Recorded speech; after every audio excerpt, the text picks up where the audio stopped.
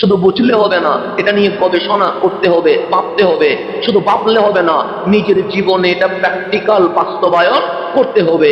শুধু নিজের জীবনে বাস্তবায়ন করলে হবে না, এটা সমাজে, পরিবারে, রাষ্ট্রেও বাস্তবায়ন করতে হবে। কারণ ইসলামের একটা সিস্টেম আছে, শুধু নিজে জান্নাতে যাব, শুধু নিজে নামাজ পড়বো, শুধু নিজে রোজা রাখবো, শুধু নিজে কোরআন তেলাওয়াত করবো, এটার নাম ইসলাম নয়। যেমন আমরা প্রতি নামাজে সূরা ফাতিহা পড়ি কি পড়ি না? পড়ি। যখন জামাতে নামাজ পড়ি তখন ইমাম পড়েন, আপনারা শুনেন। আর যখন আপনি একলা নামাজ পড়েন তখন আপনি সূরা ফাতিহা পড়েন। তো আমরা যখন জামাতে পড়ি তখন সূরা ফাতিহা সবাই শুনি, কিন্তু একলা পড়লে এখানে কি দুইজন না একজন? একজন। আমি যখন সুন্নত আদায় করব, আমার সুন্নত আমার। আপনি যখন সুন্নত আদায় করবেন, আপনার সুন্নত আপনার। আমি যখন ওয়াজিব আদায় করব, আমার ওয়াজিব আমার। আপনি যখন ওয়াজিব আদায় করবেন, আপনার ওয়াজিব আপনার। আপনি যখন নফল আদায় করবেন, আপনার নফল আমার, আপনার আমার নফল আমার। কিন্তু ফরজ যখন করব তখন একসাথে। তো সূরা ফাতিহা যে আমরা পড়ি, সর্বপ্রথম বলি আলহামদুলিল্লাহি রাব্বিল, বলি কি বলি না? সকল প্রশংসার মালিকে আল্লাহ। এটাই তো আলহামদু মানে আলিফ লামের ভেতরে আল্লাহ খাস করছে প্রশংসা যিনি পাওয়ার দাবিদার, উনি মাখলুক নয়, উনি খালেক রব্বুল আলামিন। এরপরে বলছে কোন রব? আর রহমান আর রহিম, যিনি গুনাহ করার পরেও রিজিক দেয়, যিনি পাপ করার পরেও দয়া করে, উনি রহমানুর রহিম। এরপরে বলছে মালিকি ইয়াউমিদ্দিন, আজকেও যেমন উনি দুনিয়ার মালিক, কাল আখিরাতেও তিনি আখিরাতের মালিক, তিনি জান্নাতের মালিক, উনি সকল কিছুর মালিক। এরপর কি বলছি? ইয়াকা না'বুদু ওয়া ইয়াকা নাস্তাইন। এখানে কি বলছি? ইয়াকা না'বুদু, অবশ্যই আমরা আপনারই ইবাদত করি। না'বুদু মানে আমরা, এখানে আমিও আছি, এখানে আপনিও আছেন। তো জামাতে যখন পড়ছি সমস্যা নাই, আমি ইমাম বললাম ইয়াকা না'বুদু ওয়া ইয়াকা নাস্তাইন, মালিক আমি ইমাম এবং আমরা মুসল্লি, সবাই তোমারই ইবাদত করি, তোমারই কাছে সাহায্য প্রার্থনা করি। কিন্তু যখন আমি সুন্নত আদায় করব তখন তো আমি একলা। আপনি যখন সুন্নত আদায় করবেন তখন তো আপনি একলা, তখনও আপনি কি বলছেন? ইয়াকা না'বুদু ওয়া ইয়াকা নাস্তাইন, আমরাই তোমার ইবাদত করছি এবং আমরাই তোমার সাহায্য প্রার্থনা করছি। তা আল্লাহরে বলেন মালিক, এখানে ইমাম আর মুক্তাদি নাই, এখানে ইমাম আর মুসল্লি নাই, আমি তো একলা। সেখানে ইয়াকা না'বুদু বলবো কেন? সেখানে বলবো ইয়াকা আ'বুদু, আমি আপনার ইবাদত করছি, আমি আপনার কাছে সাহায্য চাই, এটাই তো বলা দরকার। কারণ আমি যখন একলা করব তখন বলবো আমি আপনার ইবাদত করছি। আপনি যখন একলা নামাজ পড়বেন তখন আপনিই বলবেন আমি আপনার ইবাদত করছি। সিঙ্গেল যেহেতু, এটা আমরা বলবো না, এটা তো বলবো আমি। কিন্তু আল্লাহ বলেন না, ফরজও আমরা বলবি, সুন্নতও আমরা বলবি, ওয়াজিবও আমরা বলবি, নফলও আমরা বলবি। আমরা বললাম মালিক কেন? আল্লাহ বলে ইয়াকা না'বুদুর মাধ্যমে সূরা ফাতিহায় আমি সকলকে মেসেজ দিলাম, একলা জান্নাতে গেলে হবে না, সবাইকে নিয়ে জান্নাতে যেতে হবে। এটাই আল্লাহর মেসেজ। এখানে কমিউনিকেশন রক্ষা করতে হবে। সেই জন্য পাহাড়ে চলে যাওয়ার নাম ইসলাম নয়, সংসার ঘরবাড়ি বাদ দেওয়ার নাম ইসলাম নয়, পৃথিবীকে আপনি ঘৃণাই করে দিয়ে চলে যাওয়ার নাম ইসলাম নয়। আপনি যখন জান্নাতে যাবেন, আল্লাহ বলে তুই যখন সুন্নত একলা করবি এটা আমি জানি, তুই যখন ওয়াজিব একলা করবি এটা আমি জানি, তুই যখন নফল করবি এটা আমি জানি। তো সূরা ফাতিহা আমি চাইলে বলতে পারতাম হাবিব সবাই যখন নামাজ পড়বে তখন বলবে ইয়াকা না'বুদু ওয়া ইয়াকা নাস্তাইন, আর যখন একলা নামাজ পড়বে তখন বলবে ইয়াকা আ'বুদু ওয়া ইয়াকা আস্তাইন, আমি তোমার ইবাদত করি, আমি তোমার কাছে সাহায্য প্রার্থনা করি। এটা চাইলে আল্লাহ ভাগ করতে পারতেন। মালিক বলেন না, হাবিব ওদেরকে বলেন একলা নামাজ পড়লেও বলবে আমরাই তোমার ইবাদত করি, সবাই নামাজ পড়লেও বলবে একলা নয় আমরাই তোমার ইবাদত করি। আমরা দিয়ে আমি মালিক প্রত্যেক মুসলমানের উপর দায়িত্ব দিয়ে দিলাম, একলা জান্নাতে আসলে হবে না, পরিবার, সমাজ, রাষ্ট্রের সবাইকে নিয়ে রহমানের ইবাদত করতে হবে এবং হাবিবের সাথে সবাইকে জান্নাতের পথে রওনা হয়ে যেতে হবে। এটার নাম ইসলাম। একলা নিয়ে ভাবে না, ইসলাম সমষ্টি নিয়ে ভাবে। কি নিয়ে ভাবে? সমষ্টি নিয়ে, সবাইকে নিয়ে ভাবে। ইসলাম যদি একলা ভাবতো তাহলে শুধু আমার আমার আমার বলতো, কিন্তু ইসলামে আমার শব্দ নাই, ইসলামে আছে আমরা। আমরা দেখবেন, আমি কোরআন খুলে দেখেন শুধু আমরা আছে, ইয়া আইয়ুহাল্লাযীনা আমানুস্তাঈনু বিস-সাবরি ওয়াসসালা, এখানে ইয়া আইয়ুহাল্লাযীনা আমানু, সবাই সবাই, ইসলাম সিঙ্গেল বলে নাই, হাসান তুই এটা কর এটা বলে নাই, তোমরা করবে, তারা করবে, আমরা করবে। এই তারা, তোমরা, আমরা, কোরআন খুলে দেখবে শুধু তোমরা, আমরা, তারা, এখানে সিঙ্গেল শব্দ ইউজ করে নাই। কেন ইউজ করে নাই? ইসলাম একজন নিয়ে ভাবে না, ইসলাম সমগ্র বিশ্ব নিয়ে ভাবে। তাই আল্লাহ বলছে আমি তোমাকে নিয়ে ভাবি। সেই জন্য রব্বুল আলামিন বলছে কোরআন শুনতে হবে, কোরআন অনুধাবন করতে হবে, কোরআন থেকে যা শিখেছি তার নিজে বাস্তবায়ন করতে হবে। এরপর নিজের ভেতরে যখন আমল চলে আসবে সেটা পরিবারের ভেতরে প্রয়োগ করতে হবে। পরিবার যখন ইসলামের আওতাধীন চলে আসবে সেটা সমাজের মধ্যে প্রয়োগ করতে হবে। সমাজ যখন ইসলামের ছায়াতলে চলে আসবে সেটা রাষ্ট্রের মধ্যে প্রয়োগ করতে হবে। রাষ্ট্র যখন ইসলামের ভেতরে চলে আসবে সেটা বিশ্বের মাঝে দাওয়াত দিতে হবে। সেজন্য কামলিওয়ালা এসে নবুয়তের রিসালাতের দরজা বন্ধ করে দিয়েছে, কিন্তু উম্মতকে দায়িত্ব দিয়েছে আমার উম্মতের আলেমগণ ওয়ারাসাতুল আম্বিয়া, নবীদের উত্তর অধিকারী। সুতরাং আলেমদের উচিত একলা নয়, সবাইকে নিয়েই জান্নাতের পথে রওনা হয়ে যাওয়া। সেজন্য একজন নিয়ে ভাবলে হবে, শুধু কোটিপতি শ্রেণী নিয়ে ভাবলাম গরিব বাদ দিয়ে দিলাম হবে না, শুধু গরিব নিয়ে ভাবলাম কোটিপতি বাদ দিলাম হবে না। আমাকে সকল সেক্টরের মানুষ নিয়ে কি করতে হবে? সামনের দিকে এগোতে হবে।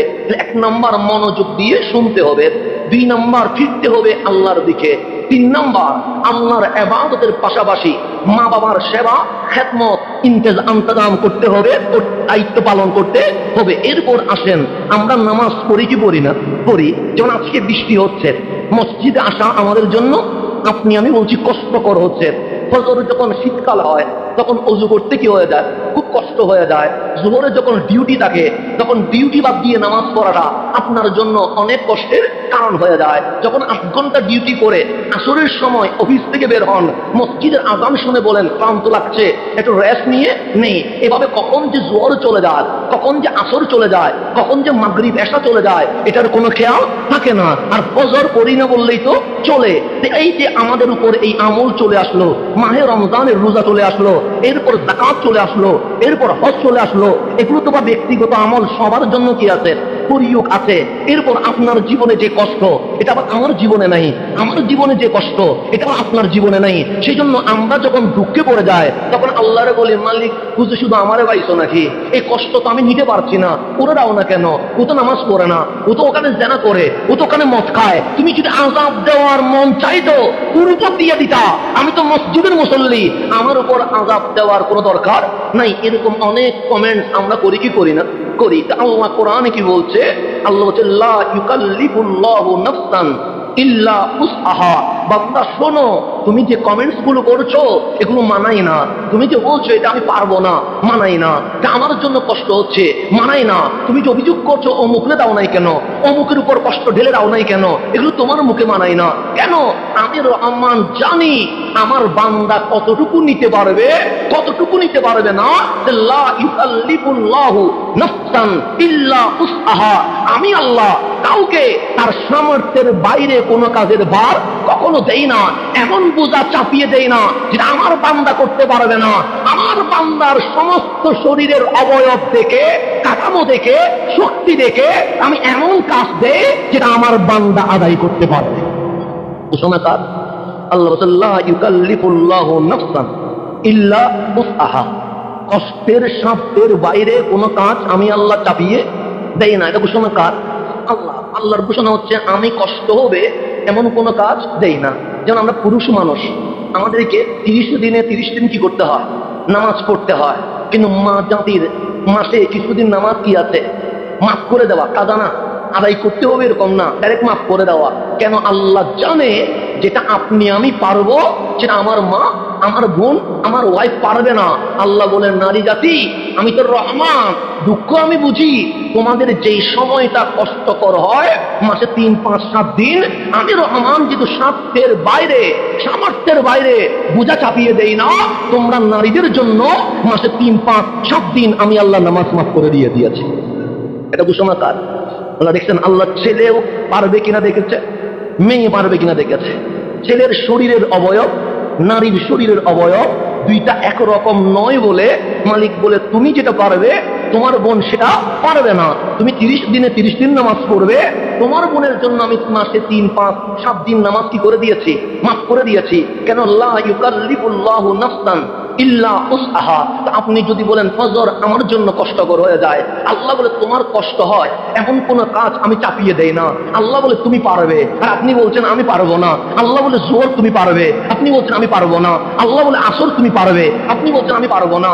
আল্লাহ বলে মাগরিব এশা তুমি পারবে, আপনি বলছেন আমি পারবো না। তাহলে আল্লাহ বলে পারবে, যিনি বানাইছে উনি বলে পারবে, আমি বলি পারবো না। তো এই কথাটাতে ঈমান থাকবে না ঈমান চলে যাবে? ঈমান চলে যাবে। কারণ আল্লাহ বলছে তোর কষ্ট হয় এমন কিছু আমি দিব না। সেই জন্যই আল্লাহ তো নামাজ দিয়েছিল 50 ওয়াক্ত। তা আল্লাহ জানে না এই 50 পারবে না? হ্যাঁ জানে তো। সেই জন্য মাঝখানে মুসা আলাইহিস সালামকে দাঁড় করে দিয়েছে। কেন? হাবিব যখন রহমানকে দেখে ফেলেছে, আল্লাহ যখন দেখে ফেলেছে, আনন্দে এমন আত্মহারা ছিলেন, আল্লাহ প্রেমে এমন বিভোর ছিলেন, রহমানের প্রেমে এমন ডুবে গিয়েছিলেন যে আমার হাবিব 50 ওয়াক্ত যখন নিয়ে নিয়েছেন কিছু বলে নাই, আপত্তি করে নাই। কারণ রহমান দিয়েছে, হাবিবের রহমান নিয়েছে। উনি যখন চলে আসছে আল্লাহ বলে কালিম আমার হাবিব চলে যাবে, তুমি মাঝখানে একটু আটকে দিও। কেন? আমার বান্দা 50 পারবে না। হাবিব যেহেতু রহমানকে দেখে ফেলেছে, এমন অবস্থা হয়ে গেছে মা জাগাল বাসারু ওয়া মা তাগা। আমার হাবিবের দৃষ্টি ডানে বামে যায় নাই। হাবিবকে আমি অনেক কিছু দেখাইছি, হাবিবের দৃষ্টি ওদিকে যায় নাই। কারণ যে আল্লাহ দেখে তার মাখলুক দেখার সময় আর হয় না। মালিক দেখে ফেলেছে, সে কি আর অন্য কিছু দেখবে? যে জান্নাত দেখে এর যদি জাহান্নাম দেখতে বলে ও জীবনে দেখবে না। ও বলবে যে এটা দেখার, এটা দেখে ফেলেছে, আমি জাহান্নাম দেখবো কেন? যেখানে হাবিব দেখছে মাহবুবকে, সেখানে চোখ এদিক সেদিক যাওয়ার কোনো সুযোগ আছে? প্রেমে বিভোর হয়ে গেছে কার? মালিকের প্রেমে। সেই জন্য আল্লাহর প্রেমে এত বিভোর হয়ে গেছে, আল্লাহ বলে গিফট দিলাম, হাবিব বলে নিয়ে নিলাম। আল্লাহ বলে কালিম দাঁড়িয়ে যাও, কারণ বান্দা পারবে না। যখন নিয়ে যাচ্ছে কালিম বললেন হাদিয়া নিলেন বুঝি? হ্যাঁ। কি নিলেন? মেরাজ করলাম, মেরাজ নিয়ে যাচ্ছি। কত? 50। পারবে না তো? আমি বনি ইসরাইলের নবী ছিলাম, ভালো অভিজ্ঞতা আছে আমার, পারবে না, কমায় আনেন। হাবিব যায়, মালিক বলে 5। হাবিব যায়, মালিক বলে 5 কমায়া দিলাম। কমাইতে কমাইতে কত? 45। তো কালিম যখন 45 ক্রস হয়ে গেছে, বাকি আছে কত? 5। কালিম বলছে পারবে না, হাবিব বলে কমাইতে লজ্জা লাগছে। তার মানে হাবিবের বিশ্বাস, হাবিবের ইয়াকিন উম্মত 5 ওয়াক্ত পারবে। তা আল্লাহ বলছেন হাবিব আপনি যেখানে থেমে গেছেন আমিও সেখানে থেমে গেলাম। হাবিব বলে উম্মত পারবে, আল্লাহ বলে বান্দা পারবে, আর আমি উম্মত হয়ে হাবিবুল্লাহর মালিকের বান্দা হয়ে বলছি পারবো না। আল্লাহ বলেন লা ইউকাল্লিফুল্লাহু নাফসান ইল্লা উসআহা। পারবি না এমন কোনো কিছু দেই নাই, যেটা পারবি সেটাই করার জন্য ফরজ করে দিয়েছে। এটা ঘোষণা আল্লাহ।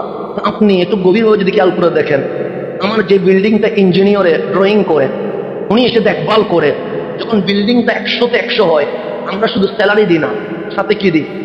একটু বকশিস বোনাস দিয়ে দিই। কথা ঠিক না? কেন? পছন্দ হয়েছে। আপনি ডাক্তারের কাছে গেছেন, আইসিইউতে চলে গেছেন, নিঃশ্বাস একটু আপ ডাউনে কি হচ্ছে, সমস্যা হচ্ছে, আপনি আল্লাহ তাআলার মর্জি 2 দিন পর আপনি সুস্থ হয়ে গেছেন, বিল ধরিয়ে দিয়েছে 2 লাখ বা 3 লাখ, কিন্তু আপনি 2-3 লাখ দেন না, আপনি ডাক্তারের উপর খুশি হয়ে কিছু বোনাস দেন। এরকম দেওয়া হয় কি হয় না? হয়। আমার বাচ্চা হয়েছে, বাচ্চা দিয়েছে কে? আল্লাহ। তো মেডিকেলে যখন আমার ওয়াইফ ছিল, আমি শুধু ডাক্তারকে বকশিস দিই নাই, যারা নার্স ছিল তাদেরকেও কি দিয়েছি? বকশিস দিয়েছি। পুরো মেডিকেল আমি মিষ্টি কি করে দিয়েছি? বিতরণ করে দিয়েছি। কেন? আমি খুশি হয়েছি যে এই মেডিকেলে, এই হসপিটালে আমার বাচ্চাটা সুস্থ মতো কি হয়েছে, দুনিয়ার চোখ দেখেছে, দুনিয়ার মুখ দেখেছে, সেই জন্য আমি বোনাস দিলাম। তা আমার মালিক বলে সামান্য ডাক্তার, এটা ওয়াসিলা, এটা অপারেশন করেছে, হয়তো আইসিইউতে তোকে দিয়েছে, তুই বেতনও দিয়েছিস, বোনাসও দিয়েছিস, আর আমি 24 ঘন্টা তোকে কোন প্রকার আইসিইউ ছাড়া, যে হসপিটাল ছাড়া, ডাক্তার ছাড়া যে অক্সিজেন দিলাম, তার বিনিময়ে তুই আমাকে কি দিয়েছিস? আপনি কখনো থ্যাঙ্কস বলেছেন? আলহামদুলিল্লাহ বলতে আমাদের লজ্জা হয়, আর শুকরুলিল্লাহ আমাদের মুখ দিয়ে বের হয় না, রব্বে করিমের প্রশংসা আমাদের হয় না। আপনি দুনিয়ার দিকে তাকান, দেখবেন কিছু প্রাণী আছে সিজদার মতো হয়ে আছে। আচ্ছা না? সাপ বলেন, সাপ কিসের মতো হয়ে আছে? সিজদার মতো হয়ে আছে। কচ্ছপ সিজদার মতো হয়ে আছে। মাছ কিসের মতো হয়ে আছে? সিজদার মতো হয়ে আছে। সিজদার মতো দেখেন, কচ্ছপ দেখবেন কিভাবে হাঁটছে, সিজদা, দাঁড়াইতে পারে না, সিজদার মতো হয়ে আছে। আপনি সাপের দিকে দেখেন, সিজদার মতো হয়ে আছে। মাছের দিকে দেখেন, তিমি মাছ হোক, সেটা কি হয়েছে, কিসের মতো হয়ে আছে? সিজদার মতো হয়ে আছে, সেটা হাঙ্গর হোক সিজদার মতো হয়ে আছে। আর পৃথিবীর বড় বড় প্রাণীর দিকে দেখান, সেটা বাঘ হোক, সেটা মহিষ হোক, সেটা গরু হোক, রুকুর মতো হয়ে আছে। দাঁড়াইতে পারে না জীবনে কখনো। এগুলো একটু দেখবেন, আল্লাহ বলছে আফালা তাতাদাব্বারুন, তোমরা এগুলো নিয়ে ভাবো না কেন, তোমরা এগুলো গবেষণা করে না কেন? তাহলে কেউ সিজদার মতো হয়ে আছে, চাইলে রুকু হইতে পারছে না। মাছ কি রুকু দিতে পারবে? পারবে না। সাপ কি রুকু দিতে পারবে? পারবে না, কারণ সিজদার মতো চড়ায় আছে। আর গরু, ছাগল, মহিষকে আল্লাহ কিসের মতো বানাই দিতে? রুকুর মতো বানাই দিতে।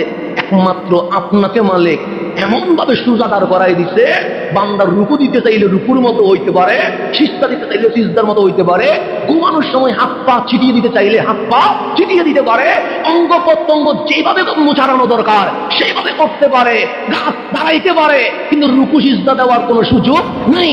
নড়াচড়া করতে পারে না। আল্লাহ কাউকে দাঁড় করায় রাখছি, রুকুতেও যাইতে পারে না, সিজদাতেও যাইতে পারে না, কাউকে রুকুতে দিয়ে দিছি দাঁড়াইতেও পারে না, বসতেও ভালো করে শুইতেও পারে না, কারো রুকুতে দিছি সে জীবনে কখনো দাঁড়াইতে পারে না। বান্দা তোকে এমন ভাবে বানাইছি, তুই দাঁড়াইতেও পারিস, চেয়ারেও বসতে পারিস, নিচেও বসতে পারিস, তুই লড়তে পারিস, তুই ডানে যেতে পারিস, তুই বামে যেতে পারিস, তুই ব্যথা পাইলে চিৎকার করতে পারিস, তুই আনন্দ পাইলে হাসি দিয়ে মানুষকে জানিয়ে দিতে পারিস। এত বড় নিয়ামত দেওয়ার পরে দাঁড়ানো যখন ছিলাম, অহংকার একটু কাজ করে মালিক বলে আল্লাহু আকবার বল, আমরা আল্লাহু আকবার বললাম। যে রুকুতে চা, যে গরু, ছাগল, মহিষ, বাঘ চলে গেছে, আমরা রুকুতে চলে গেলাম, বললাম সুবহান রাব্বিয়াল আযীম। আল্লাহ বলে সিজদায় যা। যখন সিজদায় গেলাম, আমার নাক লেগে গেছে, আমার কপাল মাটিতে লেগে গেছে। আল্লাহ বলে কোথায় গিয়েছিস? আমরা বললাম সিজদায়। কপাল কোথায়? আমরা বললাম মাটিতে। নাক কোথায়? আমরা বললাম মাটিতে। তুই আচরণ কিরকম? আমি বললাম আচরণ হচ্ছে স্টিল দাঁড়ানো। তো সেখান থেকে কোথায় চলে গেছিস? মাটিতে। তো দাঁড়ানো থেকে যখন সিজদায় মাটিতে চলে গেছিস, সেখানে বল সুবহানা রাব্বিয়াল আলা। মালিক আমি বড় নই, সমস্ত প্রশংসা, বরত্ব, মহত্ব সবগুলো তোমার। কোথায় গিয়ে বলতে বলেছে? মাটিতে কপাল নাক লাগায়া জিহ্বা দিয়ে আমাদেরকে স্বীকৃতি নিচ্ছে। এই লম্বা হওয়া মানুষটা মাটিতে গিয়ে বলবি সুবহানা রাব্বিয়াল আলা। এটাই তোর বোনাস, এটাই তোর শুকরিয়া, এটাই তোর ইবাদত। শুধু মালিক এতটুকুই চেয়েছে। বান্দা বলে এটা নাকি আমরা পারবো না। আল্লাহ এটাই চেয়েছে যে সুইদাকে আমি কিভাবে বানিয়েছি, তোর মতো তো আমি কাউরে মানাই নাই। তুই গরুর দিকে তাকা, তুই মাটির দিকে তাকা, তুই বাঘের দিকে তাকা, তুই সিংহের দিকে তাকা, ওরা তো তোর মতো না। এর রুকুতে যে আছে সে তোর মতো হাত পা বিছাইয়া কি করতে পারে না, ঘুমাইতে পারে না। আমি তোকে দাঁড়ানোর সুযোগ দিয়েছি, রুকুতে যাওয়ার সুযোগ দিয়েছি, সিজদায় যাওয়ার সুযোগ দিয়েছি। শুধুমাত্র 5 টাইম এসে সুবহানা রাব্বিয়াল আলা বলবি, এটাও যদি কষ্টকর হয় তো দুনিয়ার শুকরিয়া আদায় করবি কখন, আর জান্নাতের শুকরিয়া আদায় করবি কখন? সেই জন্য আল্লাহ বলছে লা ইউকাল্লিফুল্লাহু নাফসান ইল্লা উসআহা। আমার বান্দার সামর্থ্যের বাইরে কোনো বোঝা আমি চাপিয়ে দেই নাই। আমার বান্দা যদি ফজর কন্টিনিউ করতে চায়, আমার বান্দা পারবে। আমার বান্দা যদি জোহর করতে চায়, আমার বান্দা পারবে। আমার বান্দা যদি মাগরিব, আসর, ইশা করতে চায়, আমার বান্দা পারবে। শুধু 5 ওয়াক্ত নয়, আমার বান্দা যদি তাহাজ্জুদ যাই নামাজে কাটাইতে চায়, এটাও আমি আল্লাহ আমার বান্দার জন্য সহজ করে দিয়ে দেব। আল্লাহ আপনাকে বলছে আমি সামর্থ্যের বাইরে কোনো কাজ করি নাই। সেজন্য আমাদের উপর মাঝে মাঝে বিপদ আসে। ইমাম সাহেব বলে বিপদ আসে না এরকম তো না, খতিব বলে বিপদ আসে না সেরকম না, মুসল্লি বলে আপনাকে ছেড়ে দেওয়া হবে ওই রকম না। আল্লাহ নিজে কোরআনে বলছে ওয়ালা নাবলু আন্নাকুম বিশাইয়্যিম মিনাল খাউফি ওয়াল জুই ওয়া নাকসিম মিনাল আমওয়ালি ওয়াল আনফুসি ওয়াস সামারাত ওয়া বাশশিরিস সাবিরিন। বিপদ আসবে, আমি আল্লাহ পরীক্ষা করব, তোমার কষ্ট আসবে। সেজন্য আপনার কষ্টের ধরন আমার কষ্টের ধরন একরকম নয়। কিন্তু আপনি মনে করছেন এটা মনে হয় আমি সামলাতে পারবো না, আমি মনে করছি এটা মনে হয় আমার মতে হবে না, মনে হয় এটা আপনার কষ্ট যেটা আল্লাহ সেই কষ্টের ধরন আমাকে দেয় নাই। আমার কষ্টের ধরন যেটা আল্লাহ সেটা আপনাকে দেয় নাই। সেইটাই আল্লাহ বলছে লা ইউকাল্লিফুল্লাহু নাফসান ইল্লা উসআহা। যেই কষ্ট যে সইতে পারবে আমি আল্লাহ তারাই সে কষ্ট দেই। যে সইতে পারবে না আমি আল্লাহ বুঝার বাহিরে ওই রকম কষ্ট আমার বান্দারে কখনো দেয় না। সেজন্য আজকে পর্যন্ত মিম্বরে যখন দাঁড়ায় আমাদেরও মাঝে মাঝে অনেক সমস্যা আছে না নাই? আছে। আমরা যেহেতু ডাক্তার হইলে শুধু রোগী নিয়ে কথা বলতাম, ইঞ্জিনিয়ার হইলে শুধু বিল্ডিং নিয়ে কথা বলতাম, কোন মন্ত্রণালয়ের সচিব হলে শুধু ওই মন্ত্রণালয় নিয়ে কথা বলতাম। খতিব এমন একটা জিনিস, যিনি সচিবকেও শোনাইতে হয়, ডাক্তাররেও বুঝাইতে হয়, ইঞ্জিনিয়াররাও বুঝাইতে হয়, আবার রিক্সাওয়ালা ভাইদেরকেও বুঝাইতে হয়। কথা ঠিক? আমরা বড় সেন্সিটিভ এরিয়ার মধ্যে, আমার শ্রোতা একরকম না। ডাক্তার উনি মেন্টালিটি ভাবে প্রস্তুত যে আমার শ্রোতা হচ্ছে রোগী, হয়তো পেট কামড়াবে, না হলে মাথা ধরে যাবে, দুইটা থেকে যে কোনো একটা। ইঞ্জিনিয়ার জানে আমাকে বিল্ডিং নিয়ে কথা বলতে হবে, হোক সেটা মসজিদ, হয়তো সেটা কমপ্লেক্স, হোক সেটা বিল্ডিং, হোক সেটা বাংলো। উনি বুঝে গেছে যে আমার এটা। শিল্প মন্ত্রণালয়ে যিনি আছেন উনি বুঝে গেছে আমার পণ্য নিয়ে কথা বলতে হবে। কিন্তু আমরা হুজুর হইয়া এমন মুসিবতে পড়ছি, রোগীর সাথেও কথা বলতে হয়, ডাক্তারের সাথেও কথা বলতে হয়, ইঞ্জিনিয়ারের সাথেও কথা বলতে হয়, মিস্ত্রির সাথেও কথা বলতে হয়, আমার জোয়ালের সাথেও কথা বলতে হয়, আর যিনি বিল্ডিং বানায় ওনার সাথেও কথা বলতে হয়, আমার রিক্সাওয়ালার সাথেও কথা বলতে হয়, সচিবের সাথেও কথা বলতে হয়। সেজন্য মিডিয়া এসে আমাদের বড় বিপদ হয়ে গেছে। কুমিল্লার কথা ঢাকায় চলে না, ঢাকার কথা চট্টগ্রাম চলে না। তো ঢাকার মতো করে বললে চিটাঙে বুঝে না, চিটাঙের মতো করে বললে ঢাকায় মনে করে ওদেরকে কোনো আবার কোনো বাস একটা দিয়ে দিছি কিনা, এই মুসিবতে আমরা পড়ে যাই। সেজন্য আপনাদের যত বিপদ তার চেয়ে বড় বিপদ হয়ে যায় কাদের উপরে? আমাদের উপরে। তো এরকম অনেক অবস্থা আমাদেরকে কি করতে হয়? মেনটেন করতে হয়। তখন বিপদ চলে আসে, তখন আমরা বুঝি মনে হয় পারবো না, থেমে যাওয়া উচিত। এখনই সবগুলা কি করে দেওয়া উচিত? বন্ধ করে দেওয়া উচিত। এটা সামাল দেওয়া সম্ভব নয়। কিন্তু এরকম কত মুসিবত চলে গেছে, এখন যদি মনে হয় হাসি ছাড়া আর কিছু আছে না, মানে হাসি আসে যে এটা নিয়ে আমি একটু টেনশন করছিলাম, এটা নিয়ে আমি সব কাজ বন্ধ করে দিব বলছিলাম, এটার জন্য আমি সব ছেড়ে দিব বলছিলাম, অথচ এটা কোনো বিষয় না চলে যখন গেছে, এটা আমার সাথে হাসির একটা পাত্র হয়ে গেছে। সেই জন্য ক্লাস 8 আপনি যে জন্য কেঁদেছিলেন, মনে করছিলেন এটা হয়তো বা পার পাওয়া সম্ভব নয়। ক্লাস 10 যে জন্য আফসোস করছিলেন, মনে হয়েছিল জীবন মনে হয় এটা তারা চলে না।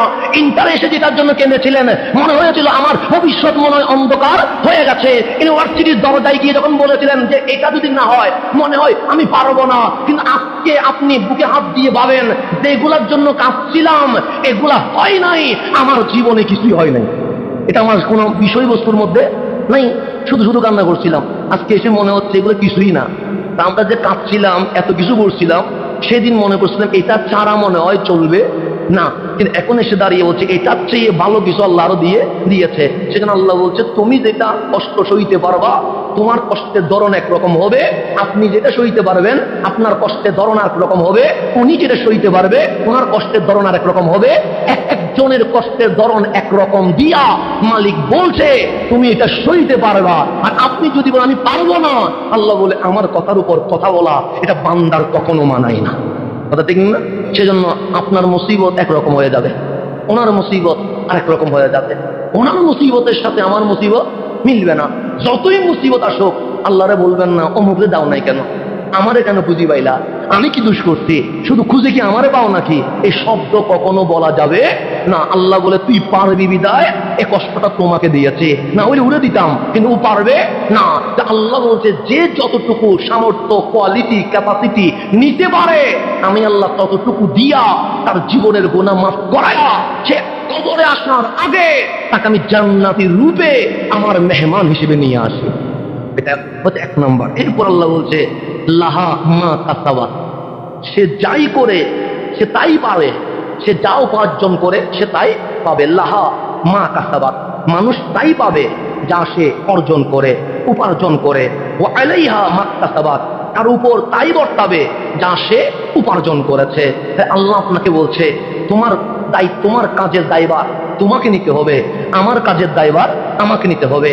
আল্লাহ বলছে লাহা মা কাসাবাত ওয়া আলাইহা মা কাসাবাত, তাই পাওয়া যা তুমি কি করেছো, দুনিয়াতে করেছো, যা তুমি দুনিয়াতে উপার্জন করেছো আমি আল্লাহ কাল হাসরে তা বুঝিয়ে দিব। ওয়া লাহা ওয়া আলাইহা মা কাসাবাত, তার উপর তাই বর্তাবে সে দুনিয়াতে যা অর্জন করেছে। এখানে একটা হচ্ছে কাসাবাত, আর একটা হচ্ছে মাকতাসাবাত। কাসাব মানেও কাজ অর্জন করা, ইকতিসাবা মানে অর্জন করা। কাসাব মানে সহজ কাজকে বোঝায়। আল্লাহ এখানে বলছেন লাহা মা কাসাবাত, যা দুনিয়াতে সে ভালো কাজ করেছে আমি আল্লাহ তার জাররা জাররা পরিমাণ যেই প্রতিদান পাবে সবগুলো বুঝিয়ে দিয়ে দিব। তাহলে এখানে কাসাব মানে সহজ কাজ, ঠিক আছে। ওয়া আলাইহা, তার উপর বর্তাবে মাকতাসাবাত, যা সে উপার্জন করেছে। এখানে ইকতিসাব মানে কঠিন কাজ, সহজ মানে আল্লাহ বলছে সওয়াবের কাজ, ভালো কাজ। ইকতিসাব মানে গুনার কাজ, কঠিন কাজ। তা আল্লাহ এই আয়াতের মাধ্যমে আপনাদেরকে আমাদেরকে জানিয়ে দিচ্ছে ভালো কাজ করা সহজ, খারাপ কাজ করা কঠিন। কিন্তু আপনি খারাপ কাজে মানুষ বেশি না ভালো কাজে মানুষ বেশি? খারাপ কাজে মানুষ বেশি। আল্লাহ বলছেন লাহা মা কাসাবাত, তাই পাবা যা তুমি অর্জন করেছো, ওয়া আলাইহা মা কাসাবাত, তাই তোমার উপর বর্তাবে যা তুমি উপার্জন করেছো। তা আল্লাহ বলছে তা পাবা যা তুমি ভালো কাজ করেছো, শাস্তি তাই বর্তাবে যা দুনিয়াতে খারাপ কাজ করেছো। আল্লাহ খারাপকে বলছে কঠিন, ভালোকে বলছে সহজ। যেমন সিনেমায় যাবেন, টিকিট কিনতে হয় টাকা দিয়ে, মসজিদে আসবেন টাকা দিয়ে কি টিকিট কিনতে হয়? তাহলে কোনটা সহজ? সিনেমায় যাওয়া না মসজিদে আসা? মসজিদে আসা। গানের মঞ্চে যাবেন, কারো গান শুনবেন, খেলোয়াড় দেখবেন, স্টেডিয়ামে যাবেন, টিকিট কিনে গরমের মধ্যে থাকতে হয়। স্টেডিয়ামে কি এসি আছে নাকি? নাই। এসিও নাই, আবার বসার মতো তেমন জায়গাও নাই। স্টেডিয়ামে ৩-৪ ঘন্টা সূর্যের তাপ দিয়া কি দেখলেন? খেলা দেখলেন, ২.৫-৩ ঘন্টা যাই দেখলেন, কোনো কাজে আসছে? স্টেডিয়ামে যাওয়াটা কঠিন, কিন্তু মসজিদে ফ্যান আছে, বেশি গরম লাগলে এসি আছে, বেশি গরম লাগলে চাটাই তুলে ফেললে নিচে কি আছে? টাইস আছে, ঠান্ডা উঠবে, উপর থেকেও ঠান্ডা, নিচ থেকেও ঠান্ডা। আল্লাহ বলে ওখানে গেলে গরম লাগবে, মসজিদ যেহেতু বাইতুল্লাহ, সেখানে আমি একটা জান্নাতি আবহাওয়া দিয়ে পরিবেশ তোমার অনুকূলে করে দিয়ে দিব। তাহলে ভালো কাজ করা কি সহজ, খারাপ কাজ করা? এখন আপনি বলবেন হুজুর আমি আনন্দ পাই সিনেমা হলে গেলে। অবশ্যই আনন্দ পাওয়া যায়। খেলা দেখলে ছক্কা মারছে আরেকজনে চিল্লাই উঠে, এখানে চায়ের দোকানে এরকম হয় কি হয় না? হয়। গোল দিছে কোন দেশের নামও জানি না, কিন্তু এখানে তিনটাই যে চিৎকার মেরে উঠছে, সবার বুম কি করে দিয়েছে, ভেঙে দিয়েছে। তো কোথায় গোল হয়ে গেল, কোথায় চিৎকার রিয়াকশন আসলো? এগুলো আনন্দের কারণে। খেলা দেখলে ভালো লাগে, নাচ দেখলে ভালো লাগে, স্টেডিয়ামে গেলে ভালো লাগবে, নাচলে ভালো লাগবে, সিনেমা দেখলে ভালো লাগবে, মাদকের আসরে বসলে ভালো লাগবে। যেমন খায়া দায়া মিছিল মিটিং করে কি করে না করে, তো ওদের লাভ কি? নেতার ছেলে তো কানাডাই পড়ে, আপনার কি কাজ? আপনি যে চিল্লান ভালো লাগে, 200 টাকা দিলেও ভালো লাগে, 5-10 টাকা দিলেও ভালো লাগে, সিঙ্গারা সমুচো দিলেও ভালো লাগে। দুনিয়াতে আমার জীবন যে মারা হয়ে যাচ্ছে, শেষ হয়ে যাচ্ছে, আমার মা বাবা যে চাই নামাজে আমার জন্য সুখের পানি ছেড়ে দিয়েছে, এরপরেও আমার হোশ হয় না আমার জীবনটা আমি আপনি 200 টাকার বিনিময়ে তলিয়ে দিয়ে যাচ্ছি। এরকম হচ্ছে কি হচ্ছে না? ভালো লাগে। তাহলে কি লাগে?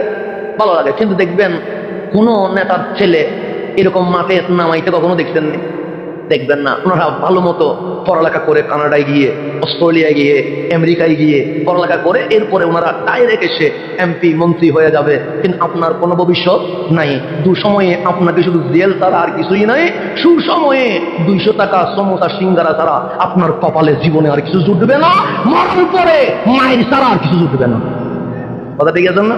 পরিবর্তন হলে এখনই পরিবর্তন হন, বুঝার অনেক সময় চলে যাচ্ছে, সময় চলে যাচ্ছে। সেই জন্য ওই সেদিক যাওয়ার কোনো সুযোগ নাই। আল্লাহ সেটার জন্য আফসোস করেছে, আল্লাহ নিজে আফসোস করছে, কি বানাইলাম তোরে, তুই কোথায় চলে যাস? আল্লাহ বলছে লাকাদ খালাকনাল ইনসানা ফি আহসানি তাকওয়িম, তোকে তো আমি সবার উচ্চ করে, সুন্দর করে, সবচেয়ে বড় কোয়ালিটি দিয়ে, মর্যাদাপূর্ণ দিয়ে বানিয়েছিলাম, কিন্তু সুম্মা রাদাদনাহু তুই তো নিচের দিকে যাস কেন? তোর মাকাম তো ছিল উপরে, কিন্তু তোর কর্মকাণ্ড, তোর এই সব কাজকর্ম তোকে উপরে নেয় নাই, মানুষ থেকে পশুর কাতারে বানিয়ে দিয়ে দিয়েছে আল্লাহ। সুতরাং আমাদেরকে বুঝার সময় চলে যাচ্ছে, সময় খুবই সংকীর্ণ চলে যাচ্ছে। এমন সময় যাচ্ছে যে সময় আমাদের ঈমান রাখাটা কি হয়ে যাচ্ছে, কঠিন হয়ে যাচ্ছে। আমার রসুল নিজেই বলতেছেন, তোমরা দেখবা নামাজ পড়বে, তোমরা দেখবা রোজা রাখবে, তোমরা দেখবা দাড়ি টুপি জুব্বা থাকবে, কিন্তু তারা মুমিন নয়। সেজন্য গতকালকে একটা ভিডিও দেখলাম, বাইতুল মুকাররমের মুসল্লি দাড়িও আছে ভালো আলহামদুলিল্লাহ, পাঞ্জাবিও পড়ছে, পায়জামাও পড়ছে। যখন তার পাঞ্জাবি পড়ছে দেখা যাচ্ছে এখানে টেটু করা, এখানে খ্রিস্টানের কি রয়েছে, চিহ্ন রয়েছে, দাড়িও আছে, টুপিও আছে, বড় মুসল্লি বেশ ধরে জাতীয় মসজিদে নামাজ পড়ছে। মুসল্লির সন্দেহ হলে গেছে বিদায় কয়েকজন যখন ধরে পাঞ্জাবিটা খুলে দেখলো তার মুসলমানিত্বের কিছুই নাই, এখানে খ্রিস্টানের কি করা, টেটু করা। এরকম কত মুসল্লি সেজে আমাদের ভেতরে ঢুকে এই ইসলামকে কলঙ্কিত করতে ষড়যন্ত্রে লিপ্ত আছে, তার কোনো হিসাব নাই, এখনই আমাদেরকে বুঝতে হবে। সেই জন্য আমরা আসি ফেতনার সময়ে, আল্লাহ যেন আমাদেরকে ফেতনা থেকে বাঁচার তৌফিক নসিব করেন। তাহলে খারাপ কাজ করতে আনন্দ লাগে কেন? শয়তান নিজে আল্লাহকে বলেছে, মালিক আমি যত খারাপ কাজ আছে এগুলোকে সুন্দর করে জাইন সাজাবো, রোমাঞ্চ করে দিব, দেখতে চোখে দেখতে সুন্দর লাগবে, কানে শুনতে সুন্দর লাগবে, জিহ্বা দিয়ে বলতে সুন্দর লাগবে, স্পর্শ করতে কি লাগবে, সুন্দর লাগবে। কিন্তু নামাজে দাঁড়ান, আপনি গান শুনছেন, কত আপনার মনোযোগ, গানের প্রত্যেকটা শব্দ যেন আপনি তাহকিক করছেন, প্রত্যেকটা শব্দ যেন আপনি তাফসীর করছেন, কোন শব্দ কোন আঙ্গিকে বয়ে যাচ্ছে, কোনটা দক্ষিণের আবহাওয়ার সাথে চলে যাচ্ছে, কোনটা উত্তরের আবহাওয়ার সাথে চলে যাচ্ছে, একদম শব্দ টু শব্দ আপনি বসছেন এবং আপনি গান শুনে চোখের পানি কি করে দিয়েছেন, ছেড়ে দিয়েছেন। কিন্তু আপনি কালামুল্লাহ শুনছেন, রহমানের কথা শুনছেন। কখনো আল্লাহ বলছে আলাইসাল্লাহু বিআহকামিল হাকিমিন, কখনো বলছে এমন ভাবে ধরবো যে ধরা থেকে কখনো মুক্তি পাবে না। কই আমার মন তো কখনো ভয়ে কেঁপে ওঠে না। কখনো বলছে আর রহমান আল্লামাল কোরআন, কই আমার মন তো আনন্দে কখনো হেসে উঠে না। পড়ছি নামাজ কিন্তু মনোযোগ চলে যায় ডানে, মনোযোগ চলে যায় বামে। গানের মঞ্চে বসলাম, মনোযোগ ঠিক আছে, কিন্তু নামাজে আসলে মনোযোগ কি হয় না, ঠিক হয় না। 100টা থিওরি দেওয়ার পরেও আপনার আমার মনোযোগ ঠিক থাকে না। মনোযোগ কখনো ডানে চলে যায়, মনোযোগ কখনো বামে চলে যায়। আমাদেরকে অনেকেই ফর্মুলা জিজ্ঞেস করে, হুজুর নামাজে মনোযোগ রাখবো কেমনে? আমরা বলি যখন দাঁড়াবেন তখন চোখ থাকবে সিজদার মাকামে, যখন রুকুতে যাবেন তখন চোখ থাকবে কোথায়, পায়ের দিকে, দেখবেন মনোযোগ যাবে না। কখনো বলি সুবহান রাব্বিয়াল আযীম 3 বার বলিয়েন না, 7 বার বলেন। সিজদায় গিয়ে সুবহান রাব্বিয়াল আলা 3 বার 1 বার বলিয়েন না, 7 বার বলেন, মনোযোগ কি থাকবে, ঠিক থাকবে। কখনো বলি পিছনে মনে করেন আজরাইল দাঁড়ায় আছে, আপনার ডানে জান্নাত দাঁড়ায় আছে, আপনার বামে জাহান্নাম দাঁড়ায় আছে, আপনি ফুলসিরাতে দাঁড়ায় আছেন, আপনার সামনে রহমান আপনার নামাজ দেখতে আছে। এভাবে করে নামাজ পড়েন, এরপরেও মনোযোগ থাকে না। আপনি কল্পনা করতে বলছি আপনার শাহীরগের কাছে রহমান আছে, আপনাকে কল্পনা করতে বলছি আপনার পিছনে কি আছে, আজরাইল আছে, আপনি দাঁড়িয়ে আছেন ফুলসিরাতের উপরে, আপনার ডানে জান্নাত বামে জাহান্নাম। এইভাবে নামাজ পড়েন, এরপরেও মনোযোগ ঠিক রাখতে পারি না। তারপরে বলি হ্যাঁ এইভাবে নামাজ পড়েন, এটা আপনার শেষ নামাজ, আর 2 মিনিট পর আপনি মরে যাবেন। আপনার শেষ নামাজ পড়ে মনে করে নামাজ পড়েন, এরপরেও মনোযোগ ঠিক থাকে না। কিন্তু সিনেমা দেখলে মনোযোগ ঠিক থাকে, গানের আসরে মনোযোগ ঠিক থাকে। শয়তান বলছে জাইন মুজাইন, টাইস দিয়ে এসি দিয়ে ফ্যান দিয়ে যেভাবে সাজানো হয় আমি খারাপ কাজগুলাকে সাজাবো। এরপরে মাওলা তোমাকে বলছি আমি সিনেমা হলে বসবো না, আমি নাটকে বসবো না, আমি জেনায় বসবো না, আমি স্টেডিয়ামে বসবো না, আমি সিরাতে মুস্তাকিমের রাস্তায় বসবো। যেই বান্দা তোমার দিকে আসবে তাকে তোমার পথ থেকে বাধা দিয়ে জাহান্নামের পথে নিয়ে যাবে। শয়তানে বলতেছে প্রথমে খারাপ কাজ তো সাজাবে সুন্দর করে, কে? শয়তানে। সেজন্য এগুলো আমাদের ভালো লাগে, গান ভালো লাগবে, খেলা ভালো লাগবে, নাটক ভালো লাগবে, জেনা ভালো লাগবে, মাদক ভালো লাগবে, হানাহানি রক্তপাত এগুলো কি লাগবে, ভালো লাগবে। কিন্তু ও বলতেছে আমি কিন্তু সিনেমা হলে থাকি না। কে বলতেছে? শয়তান। আপনি মনে করছেন শয়তান মনে হয় সিনেমা হলে থাকে মনে হয়, এ বলছেন আমি সিনেমা হলে থাকি না, আমি নাটকে থাকি না, আমি যেখানে জেনা চলে সেখানে কেন? ওরা তো শয়তান হয়ে বসে আছে, সেখানে আমি থাকি কি করবো? তারা শয়তান হয়ে বসে আছে, মিনাল জিন্নাতি ওয়ান নাস। যারা শয়তান হয়ে বসে আছে ওই সিনেমা হলে গিয়ে আমি কি করতাম? যারা নাটকের মধ্যে শয়তান হয়ে বসে আছে ওদেরকে দেখে আমি কি করব? তো তুমি বসবা কোথায়? আল্লাহরে বলছে মালিক তুমি যে বলছো সিরাতে মুস্তাকিম, আর বান্দারে বলছে ইহদিনা সিরাতাল মুস্তাকিম, যে দোয়া তুমি শিখাই দিছো ওই সিরাতে মুস্তাকিমের মূল রুটে বসে থাকবো। যখন তোমার কাছে কেউ আসবে তাকে আমি এভাবে দাঁড় করায়া সিনেমা নাটক জেনা বেবিচার এগুলাকে সুন্দর করে মুজাইন করে কাউকে ডানে পাঠাই দিব, কাউকে বামে পাঠাইয়া দিব, কাউকে উত্তরে পাঠাইয়া দিব, কাউকে দক্ষিণে পাঠাইয়া দিব, কাউকে পশ্চিমে পাঠাইয়া দিব। সেই জন্য আল্লাহ বলছে হাবিব আপনি যখন খারাপ কাজের আধিক্যতা দেখেন আপনি আশ্চর্য হলেও আজাবা, আপনাকে আশ্চর্য করে দেয়। কেন? সিনেমাতে মানুষ বেশি যায়, নাটকে মানুষ বেশি যায়, মেলায় মানুষ বেশি যায়, উলঙ্গপনায় মানুষ বেশি যায়। এটা আমাকে নয় হাবিবুল্লাহকে আশ্চর্য করবে। আল্লাহ আপনাকে আশ্চর্য করে দিবে যখন আপনি খারাপ কাজের আধিক্যতা দেখবেন। তো আপনি সিনেমা দেখলে, নাটক দেখলে, জেনার মহল দেখলে আশ্চর্য হবেন। আল্লাহ বলে হ্যাঁ আশ্চর্য হবি, কেন? খারাপ কাজে মানুষ বেশি থাকবে, কিন্তু তুই বড় ভাগ্যবান। ওই লক্ষ খারাপ মানুষের ভিড়ে আমি আল্লাহ তোকে কবুল করি নাই, আমি অল্প জান্নাতীর কাতারে তোমাকে কবুল করে নিয়েছে। আল্লাহ বলছে লাহা মা কাসাবা, আই পাওয়া যা তুমি কি করেছো, অর্জন করেছো, ওয়া আলাইহা মাকতাসাবাত, এবং তাই তোমার উপর বর্তাবে যা তুমি উপার্জন করেছো। কাসাব মানে সহজ কাজ। আল্লাহ বলছে ভালো কাজগুলো সহজ, খারাপ কাজগুলো কঠিন। এখন আপনি বলবেন হুজুর ভালো কাজ তো কঠিন মনে হয়, খারাপ কাজ তো কি মনে হয়? সহজ মনে হয়। নামাজ পড়তে একটু কি লাগে? কঠিন লাগে। ফজরের নামাজে শীতকালে অজু করতে কঠিন লাগে, হজ করতে কঠিন লাগে।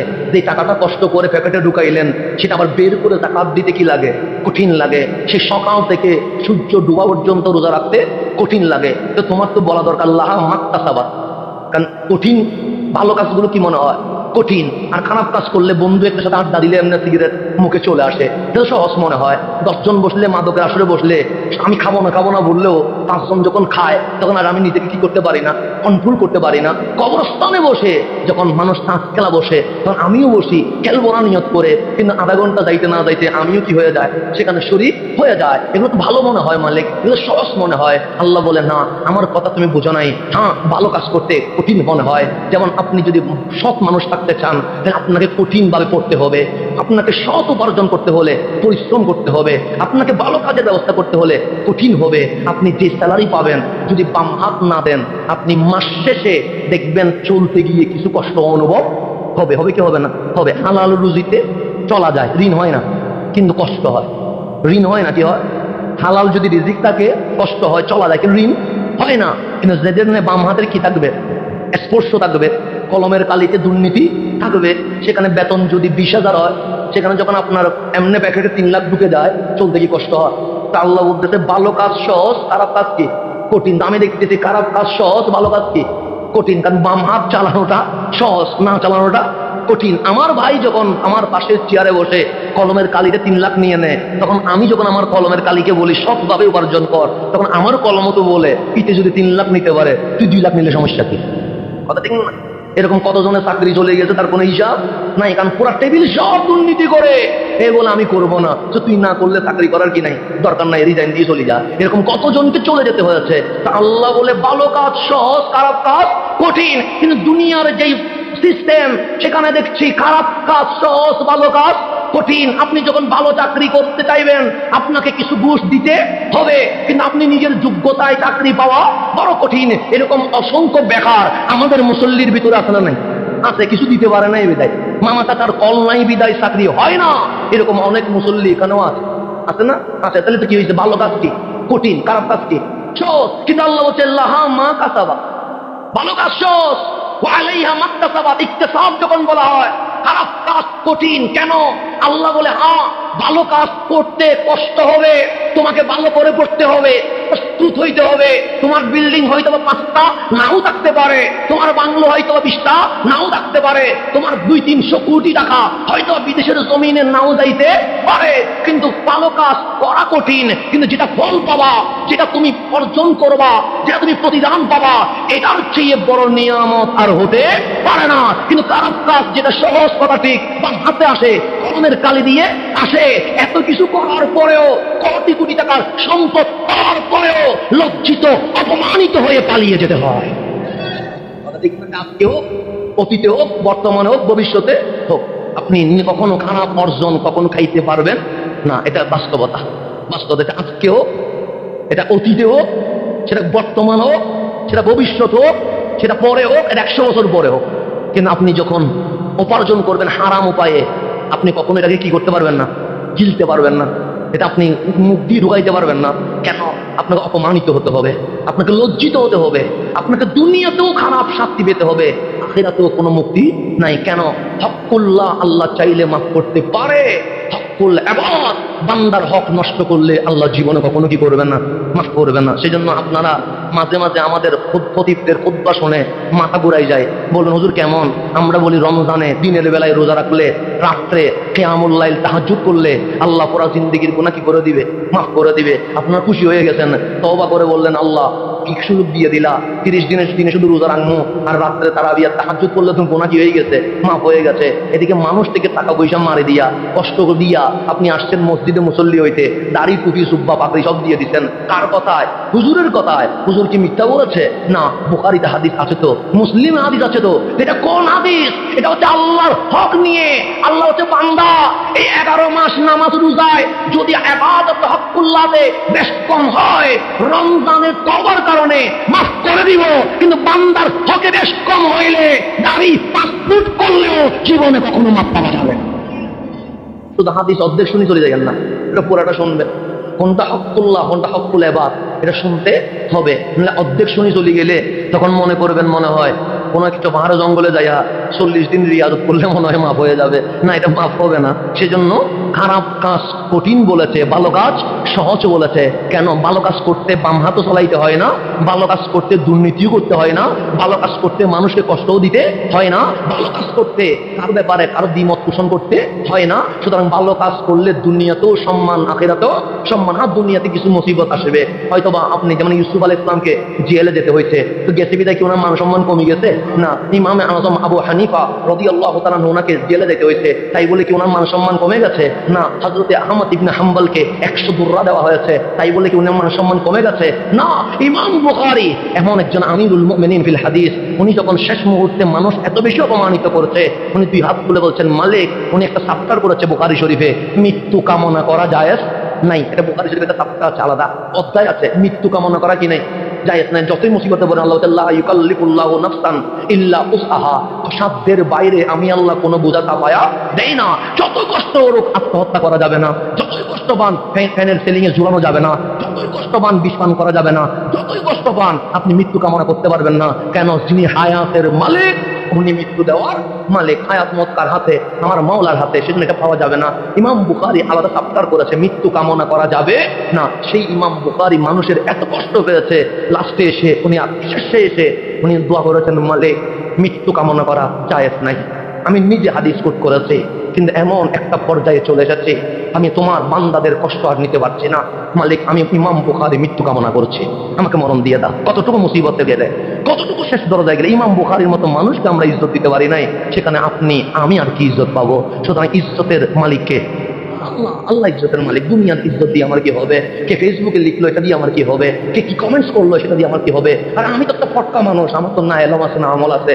আমরা কি ইমাম বুখারীর মতো আমিরুল মুমিনিন ফিল হাদিস, যিনি বুখারী শরীফ লেখার পরে আজ 1400 বছর চলে গেছে, আমাদের মতো না, যারা মুহাদ্দিসে আযম বলা হয়, যারা চোখ স্বপনে নয়নে রাসূলকে দেখে, ওনারা যখন ইমাম শাফিঈ রাদিয়াল্লাহু তাআলা আনহুর হাদিসের কিতাব পড়াচ্ছে, ওনাদেরকে স্বপ্নে দেখাচ্ছে, এই ইমাম, তুমি এই হাদিসের কিতাব পড়াচ্ছ, এটা তো ইমাম শাফিঈ লিখেছে, কিন্তু আমি যেটা লিখেছি সেটা তো তুমি পড়াচ্ছ না। তখন মুহাদ্দিস বলছে, ইয়া রাসূলুল্লাহ, আপনি কি কোন হাদিসের কিতাব লিখেছেন? এটা আমি জানি না। তখন আমার রাসূল বলে, কেন? ওই আমার আবু আব্দুল্লাহ মুহাম্মদ ইবনে ইসমাইল আল বুখারী যে সহিহ আল বুখারী লিখেছে, যে ইমাম বুখারী লিখে নাই, এটা আমি রাসূল নিজে লিখে দিয়েছি। আমার রাসূল মুহাদ্দিসদেরকে স্বপ্নে দেখাচ্ছে, এটা পড়াও, সহিহ বুখারী পড়াও, এটা আমি লিখেছি। আসলে লিখছেন কে? ইমাম বুখারী সংকলন করছেন, কিন্তু মুহাদ্দিসদেরকে স্বপ্নে দেখাচ্ছেন, না না, এটা ওর লেখা না, এটা আমার লেখা, ও আমার থেকে অনুমতি নিয়ে সংকলন করেছে। এরকম একটা জাত শেষ দিকে এসে বলছেন, মালিক, আমি নিজে চ্যাপ্টার রচনা করেছি যে মৃত্যু কামনা করা জায়েজ নাই, কিন্তু আমি নিজে বলছি আমাকে ইন্তেকাল দিয়ে দেন, মৃত্যু দিয়ে দেন, আমি আর নিতে পারছি না। আল্লাহর দরবারে দোয়া করতে দেরি, ইন্তেকাল হইতে কি হয় নাই? দেরি হয় নাই। ইন্তেকাল হতে দেরি, ওনাকে কবরস্থানের রওজাতে যখন দাফন করাইছে, ওই মাটিতে কেমন সুগন্ধি বের হয়েছে, মানুষ মাটি নিতে নিতে নিতে নিতে ইমাম বুখারীকে দাফন করা সম্ভব হচ্ছে না, পরে সেটাতে ঢালাই দিয়ে দিতে হইতে এখন শান ওনার বের হয়ে গেছে ইমাম বুখারীর কবরে আনোয়ার থেকে। সেজন্য আপনি হয়তোবা দুনিয়াতে কিছুদিন লাঞ্ছিত হবেন, এটা আল্লাহর একটা পরীক্ষা। আপনি দুনিয়াতে কিছুদিন হয়তোবা অপমানিত হবেন, এটা মাওলার মালিকের ইচ্ছা, এটা আপনি আল্লাহর উপর ছেড়ে দেন। মালিক, আপনার যদি এটাতে ভালো লাগে, আমি এটাতে খুশি আছি, এতটুকু আপনি ছেড়ে দেন, দেখবেন আপনার জীবনে সম্মান, তাজিম সবগুলো কাছ থেকে আসে? আল্লাহ থেকে আসে। দুনিয়ার মানুষের ইজ্জত থেকে মালিকের ইজ্জত বড় জিনিস। সেই জন্য আল্লাহ বলছে, ভালো কাজ সহজ, খারাপ কাজ কঠিন। কেন? খারাপ কাজ অর্জন করা সহজ, কিন্তু প্রতিদানটা বড় কষ্টকর হয়। ভালো কাজ অর্জন করা কঠিন, কিন্তু প্রতিদান যেটা পাওয়া, জান্নাতুল ফেরদাউস, এটা হাজার মানুষ তোমার দিকে তাকায় আফসোস করবে, কাশ আমি যদি ওর মতো হইতে পারতাম, কাশ আমার চালচলন যদি ওর মতো হইতে পারতো। সেই জন্য আল্লাহ বলছে, আমি কষ্টের সাধ্যের বাইরে আর কোনো কি করি না, কষ্টর বাইরে কোনো বোঝা দেই না। তুমি তাই পাওয়া যা তুমি পৃথিবীতে অর্জন করেছ, তুমি তাই তোমার উপর বর্তাবে যা তুমি উপার্জন করেছ। আমার বিষয় অনেক লম্বা, কিন্তু এই ছোট্ট 2টা শব্দের ভিতরে আটকে যাচ্ছে। সেই জন্য আপনি ভালো কাজ করতে কষ্ট হবে, কিন্তু প্রতিদান ফলদায়ক হবে, আরামদায়ক হবে। খারাপ কাজ করা কঠিন হবে, কিন্তু প্রতিদান কি হবে না, কখনো ভালো হবে না। আজকে না হয় কালকে, কালকে না হয় পরশুদিন, দুনিয়ায় না হয় আখিরাতে। আল্লাহ বলে ছাড়বো না, কারণ আমি যাকে পাকড়াও করি তাকে শদীদ কঠিন ভাবে ধরি। এই ধরা কখনো কি হয় না, মুক্তি পাওয়া যায় না। সেজন্য আল্লাহ ছাড় দেন, ছেড়ে দেন না। সেই জন্য একটা জিনিসটা মনে রাখবেন, মালিক ছাড় দেন, ছেড়ে দেন না। সেজন্য আমরা যাই বলবো, আমি যেখানে দাঁড়াইছি, আমাকে কোরআন সুন্নাহর কথা বলতে হবে। আপনি কোন দল করেন এটা আমার দেখার সুযোগ হবে না। দুনিয়ার দল এক জিনিস, আল্লাহ এবং রসুলের দল আরেক জিনিস। আমাকে দেখতে হবে পৃথিবী রাজি হচ্ছে না আল্লাহ এবং রসুল রাজি হচ্ছে? পৃথিবী যদি নারাজও হয়, আল্লাহ এবং রসুল যদি রাজি হয়, আমাকে সেই পথে এগাইতে হবে, এর বাইরে যাওয়ার কোনো সুযোগ নাই। বাস এটাই আমাদের ফয়সালা। সেজন্য আমাদের কথায় কখনো কষ্ট পাবেন না, আমাদের কথায় কখনো রাগ করবেন না, আমাদের কথায় কখনো দুঃখ নিয়ে যাবেন না। কেন? আমরা কাউকে কষ্ট দেওয়ার জন্য কথা বলি না, আমরা কথা বলি আল্লাহ এবং রসুল যা বলেছে। সেই জন্য মসজিদ যেগুলো আছে সেগুলো প্রত্যেকটা মসজিদে এমন করা উচিত, মসজিদকে রাজনীতি মুক্ত করে ইমামকে স্বাধীন করে দিতে হবে। ইমাম যেন কোরআন সুন্নাহর পক্ষে কথা বলে, ন্যায়ের পক্ষে কথা বলে, অন্যায়ের বিপক্ষে যেন মন খুলে কথা বলতে পারে। দুনিয়ার দল এক জিনিস, কিন্তু আল্লাহ এবং রসুলের সিস্টেম আরেক জিনিস। মসজিদের মিম্বারটা আল্লাহ এবং রসুলের, এটার বাইরে যাওয়ার আমাদের কোনো সুযোগ নাই। সেজন্য আপনি কখনো কষ্ট নিয়ে যাবেন না যে উনি এরকম বললেন কেন, উনি মনে হয় আমার দলকে বলেছেন, মনে হয় উনি মনে হয় আমাকে বলেছেন। কেন ভাই, আমি আপনার দলকে কেন বলবো? কারণ আমরা তো রাজনীতি মুক্ত মানুষ, দল নিয়ে আমাদের চিন্তা না, আমাদের চিন্তা চেতনা হচ্ছে আল্লাহ এবং রসুল যা বলেছে এটা পৃথিবীতে বাস্তবায়ন করা সম্ভব হয়েছে কিনা। কারণ আল্লাহ আমাকে জিজ্ঞেস করবে না অমুক দলের পক্ষে কথা বলেছিস, আল্লাহ আমাকে জিজ্ঞেস করবে না অমুক দলের বিপক্ষে কথা বলেছিস, কিন্তু আল্লাহ আমাকে জিজ্ঞেস করবে মিম্বরে দাঁড়ানোর মতো তৌফিক আমি দিয়েছিলাম, কোরআন সুন্নাহর কোন কোন কথা গোপন করেছিস হিসাব দে। সেই দিন আমি তো আপনি তো আমার পক্ষে হয়ে দাঁড়াবেন না, সেদিন আমাকে খুলে খুলে বলতে হবে। সেই জন্য আমাকে বাঁচানোর জন্য আমাকে হক কথা বলতে হবে। আল্লাহ যেন আমাদেরকে হক কথা বলার তৌফিক নসিব করেন। বাস এতটুকুতে আগামী দিন ইনশাআল্লাহ কন্টিনিউ করবো। আজ জুমাবার, আজকে